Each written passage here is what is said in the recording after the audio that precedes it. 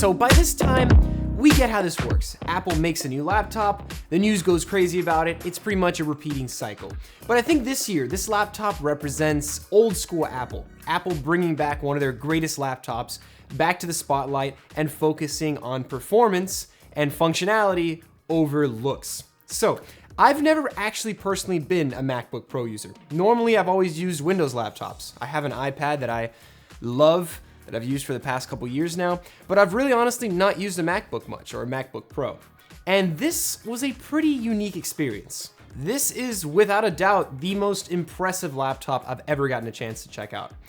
And starting with design, you can tell it's not designed to be paper thin and light as a feather. It's designed with functionality and performance and thermals in mind. That's why we can see this laptop looks sort of like the older MacBook Pro models. When you take a design and you widen it up, you now have more breathing room and space for thermal performance and ports. It has that classic squared shape and still does absolutely look like a MacBook. On the bottom of the laptop, there's now an embossed MacBook Pro text alongside 4 rubber feet, which feel to be well made and durable. The laptop does appear to sit higher now on these feet, which gives these vents a little bit more cooling headroom. And even after all the time I've spent with the new MacBook Pro, I still haven't gotten a chance to even challenge it enough where it actually kicks on the fans. This thing is absolutely dead silent, and you would expect it to be a bit louder based on the numbers this thing can crunch out. So overall, the look is industrial, robust, and it feels like a tank in hand. And contrary to what Apple normally does, these MacBooks are thick, and you'll notice actual ports, and MagSafe. It's almost like they took those features away and then brought them back. Yeah, that's exactly what they did. MagSafe is back with a couple of upgrades that include fast charging from the huge 140 watt charging brick that comes with the 16-inch model that's not physically connected to the braided USB-C cable, which I like. The MagSafe connector also happens to be a bit more shallow, but stronger than the previous iterations of it. And if you do unfortunately run into this cable while it's charging, it does definitely work and not throw your laptop across the room.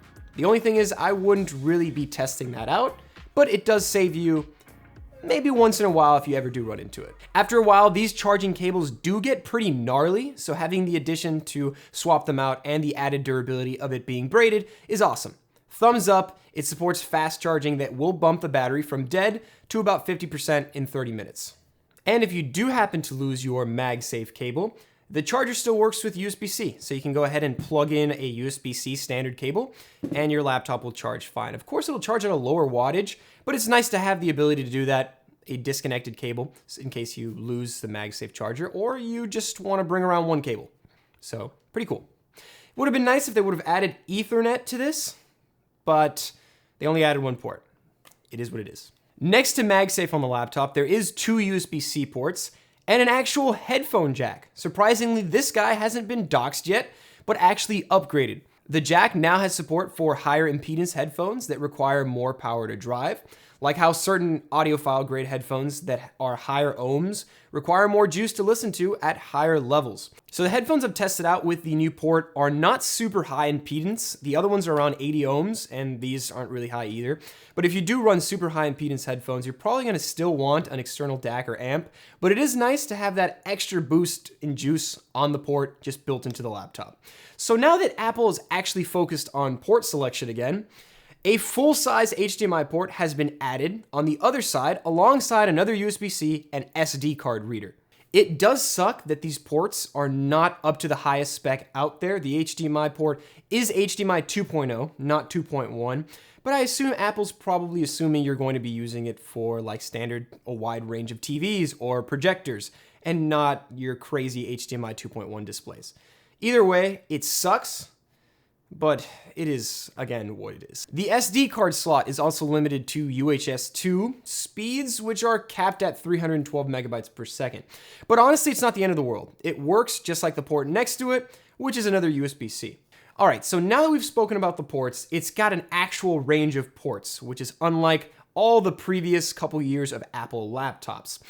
That being said, let's check out the keyboard and trackpad. The trackpad is still easily one of the best out there. It's large, your finger always seems to easily glide across it, and gesture support is pretty spot on.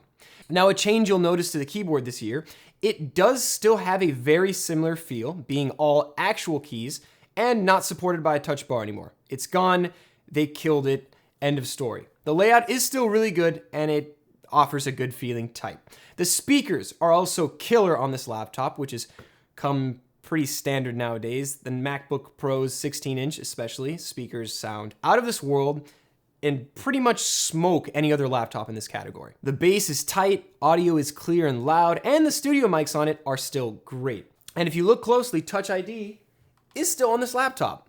Now, it's fine, it's reliable, and it's quick, so I'm personally a fan of Touch ID. It works pretty quick. The only thing is, it's definitely way better than my personal laptop, which is a Zephyrus G14. The fingerprint sensor on that thing is awful. It sucks. Touch ID is fine. Probably not as fast as Face ID, which you'd expect the notch on this display to have, but it doesn't.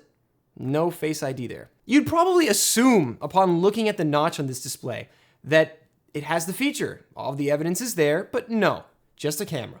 I don't know if they ran into issues or limitations trying to implement it, but it's just a camera. It happens to finally be 1080p over 720p, which Apple's been throwing into the laptops. Long overdue for an update. It looks pretty good and up to spec with this year's current webcam requirements. So yes, this laptop does have a notch. They really slimmed down the bezels this year, and it actually looks like what people have envisioned in renders for a while. It looks sleek and has a ton of screen real estate. The whole screen's design has really been modernized, and the notch is kind of just there. It really doesn't get in the way in day-to-day usage. I feel like it's more noticeable on the 14-inch than the 16-inch, but full screen apps do a good job at hiding it well, and it integrates well. Your cursor also just seems to float under it, and the laptop doesn't really even process it being there at all. So I don't find the notch to be really that intrusive. It's there.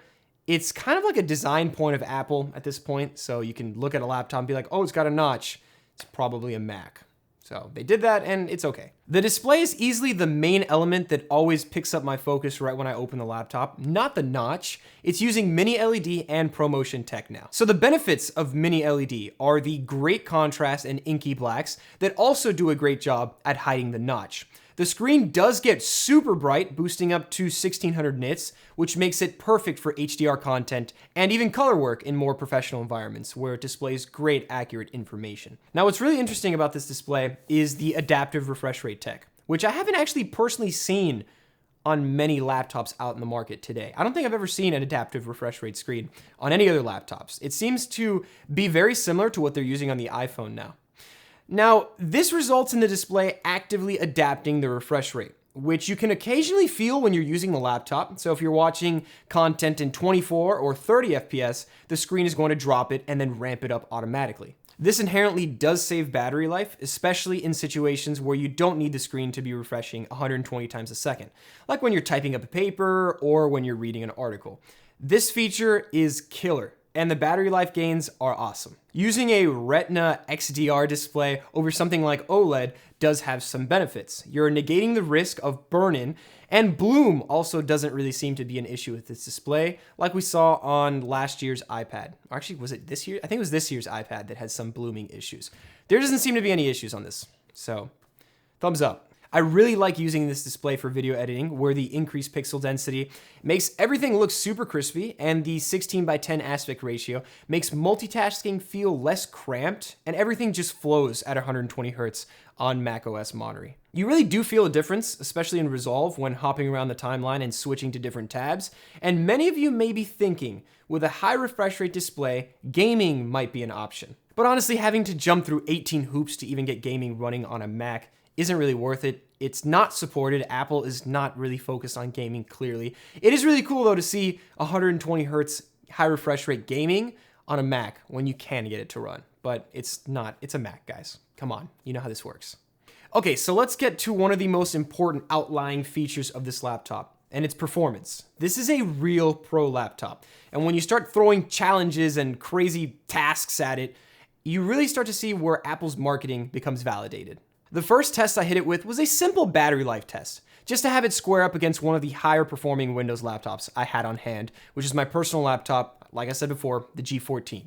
Watching 30 minutes of 4K content on YouTube, I dropped 3% on the MacBook M1 Pro, while dropping 11% on the G14. Moving on to Cinebench, doing the single-threaded performance benchmark on the base model 16-inch MacBook Pro M1, it edged ahead of everything else I tested while draining only 1% and maintaining its plugged-in performance on battery, which is where the G14 running a Ryzen 9 5900HS dropped 6%. Now, where the gap was widened was in the multi-threaded benchmark, where the M1 Pro stayed dead silent and cool, dropping only 2% battery life and scoring essentially the same, while the G14 dropped 14% battery and around 1,400 points off its score. So unfortunately, I don't have a massive range of different laptops to run these benchmarks on, so I can only compare it to what I have on hand. Now, the G14 is absolutely one of the most powerful Windows laptops on the market right now. And when all these benchmarks were ran, it was cranking up its fans basically to max, and you could tell it was sweating it out. While the MacBook was dead silent and essentially asking for another challenge to be thrown at it. Now, where things got even more interesting is when I put my main editing rig back there, which has an older 8700K, which is overclocked, and a 3080 against the MacBook in rendering times for video editing. I tested out rendering 10 minutes of 6K B-roll, and the MacBook Pro beat it out without even dropping a sweat, which is another testament to how good the battery life is on this thing relative to its performance as well. And if you're not really doing anything intensive on this laptop, the battery life seems to feel like it lasts forever. Now, the M1 Pro is slightly more efficient than the M1 Max. Obviously, the less GPU cores, it's not going to need as much juice. So if you are focused on battery life and don't need the extra GPU cores, consider the M1 Pro configuration instead of the M1 Max. So talking about real-world performance now, actually using the laptop, no synthetic benchmarks, my intended workflow is video editing. Video editing 6K Blackmagic RAW files. Now keep in mind, I'm using the base model MacBook Pro here, the M1 Pro, and it absolutely chews through 6K playback and editing footage. Essentially as good as my main editing PC, which does have a 3080 and draws way more power and isn't anywhere near as portable, running a 6K full resolution timeline with no hiccups, perfect scrubbing, and staying cool and dead silent. Obviously, if you use native Apple apps, you'll get excellent performance, so I tried it out on Final Cut, editing 8K red RAW footage, and it also had smooth playback and excellent performance. And for the people out there that use different programs like Xcode, photo editors in Lightroom, VFX Artists, the base model Mac really has impressive performance. Without even upgrading to the M1 Max with all the extra GPU cores, the base model does pretty great. Now, of course, there are people that just can't use a Mac for their workflows, like some engineers that can't use SolidWorks or AutoCAD. I mean, there's a lot of things that you just can't do on Macs yet because they're not supported. We're seeing a lot more even machine learning workflows be supported. Apple recently released a TensorFlow plugin, so usage with GPUs and machine learning work is even getting some love. And honestly speaking, each one of these MacBooks can be configured with chips for your specific tasks. I knew that the base model M1 Pro would offer enough performance for video editing, so that's what I ended up choosing. We have to keep in mind that these are tools. Most of the time, I don't think many people are going to need this much performance for their daily workflows, whether it's school or whether it's working with documents in Excel. The M1 Max are probably going to get away just with your normal work. These are tailored more towards professionals that need the crazy horsepower and to use them as tools. The normal M1s will be more than enough for most people, even with 8 gigs of RAM, which on a normal laptop you'd think is ridiculous, but the way the M1 handles RAM is just crazy. I can't really tell you which model to look at specifically if this laptop is on your radar, but if you've been waiting a while to upgrade and this is on your mind and you need reassurance to let you know it's time to upgrade and not wait, even for the M2, I can tell you it's time to upgrade if you're at that cusp of waiting. These laptops absolutely smoke out there right now.